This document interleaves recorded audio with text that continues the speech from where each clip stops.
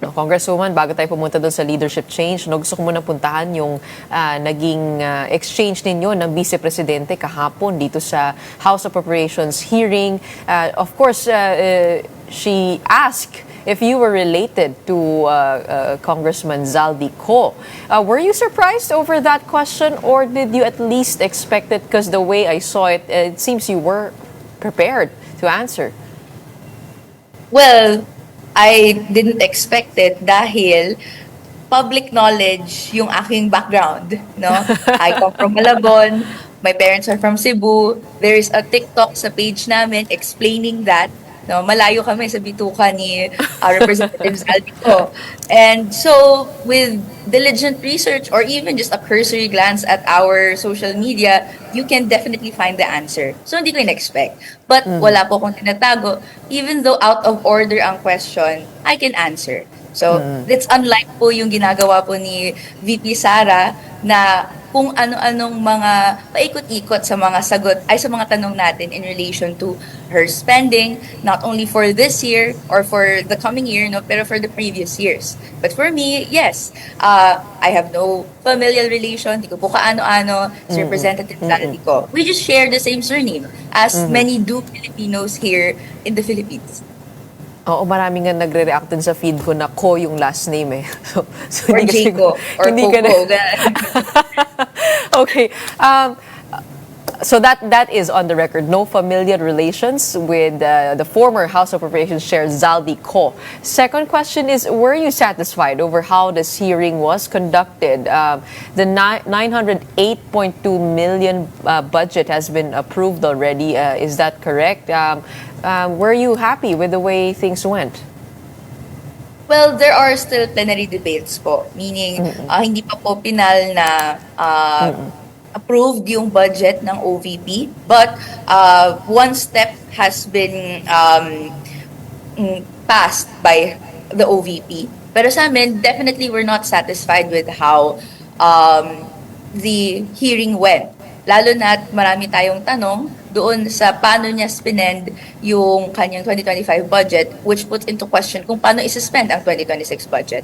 In particular, I'd like to highlight sa bahagi ng questioning ni Representative Tino, pinoint out niya yung budget utilization rate, which is only at 34%.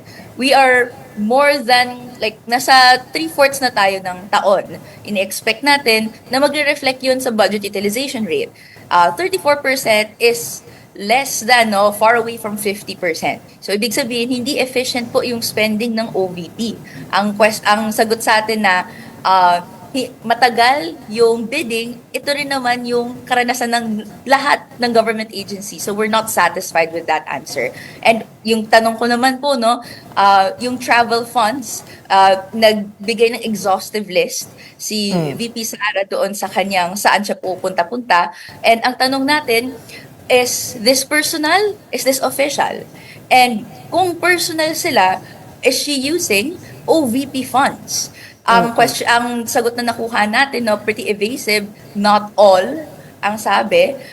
But she confirms that 7.4 million pesos has been spent for flight and accommodations of her staff and security. So, ibig sabihin, there are some of those travels personal in nature, but magsuspend po for staff and security. So sa atin, we put into question yung ganong klaseng spending and paano naman therefore yung spending niya in the next year, lalo na yung track record ng paano yung spending niya in the previous years, which is exactly the subject of an impeachment complaint kasi hindi niya, nakita natin yung anomalya sa spending ng confidential and intelligence funds, having names like Mary Grace Piatos or even yung mga disbursing officers ay security heads that is violative of memoranda and rules of DBM and COA. I heard you asking for documents from the Vice President. So will she be able to provide a list of all those travel expenses and for your review? This is what we hope to do. Ito po naman yung mandato ng mga agencies when sumasalang po sila sa budget hearings. I-exercise ng House of Representatives yung kanilang legislative oversight. And in the past, no, we're able to receive documents from various agencies in relation sa kanilang spending. We will be sure to flag. Pag hindi po na-receive ng Kabataan Party List or the Committee of Appropriations, yung nire-request na document that is on record, no?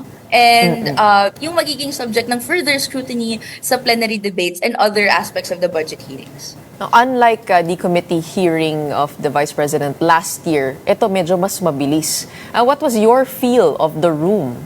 I mean, and your colleagues there in the House Appropriations Committee, parang did they just want to get it over with, or tingin nyo sa plenary talaga magkakatalo ito? Well, definitely, the feel of the room is they wanted as soon as possible for us to stop asking questions. That was evident in when I was asking questions. No, representatives would create manifestations to answer on behalf of VP Sara. So on my part and on the part of Representative Tino, we actually take exception. Ayaw po namin na magkakaroon ng parliamentary courtesy extend to OVP and even to the Office of the President.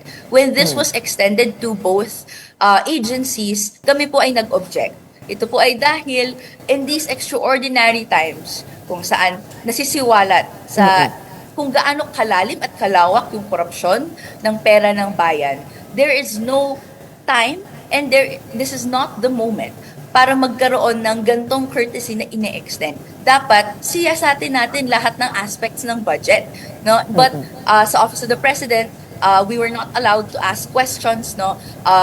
It was put to a vote and we were just later made to manifest. And sa plenary po kasi, hindi na po haharap yung head of agency.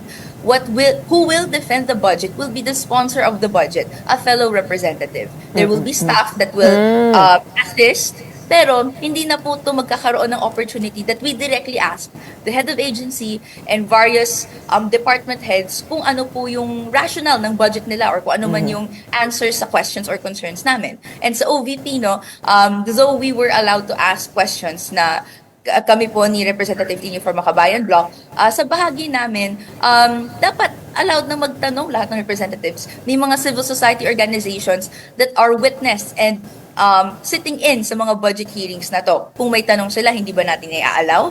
Paano na yung call for transparency? So for us, dapat hindi na-grant yung parliamentary immunity and dapat patuloy nating sinisiyasat yung lahat ng aspeto ng budget.